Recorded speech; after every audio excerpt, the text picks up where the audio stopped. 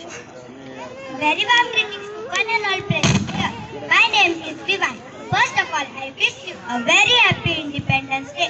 As you all know, we all are gathered here to celebrate the 78th Independence Day.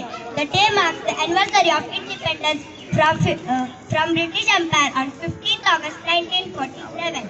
It is the auspicious day for the people of India because India becomes independent.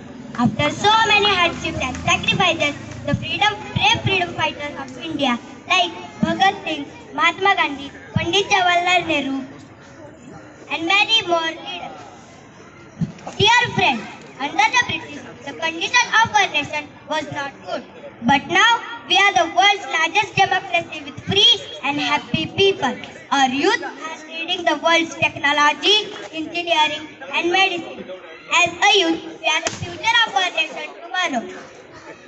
As our great leader Mahatma Gandhi said that the future is dependent on what we do in present.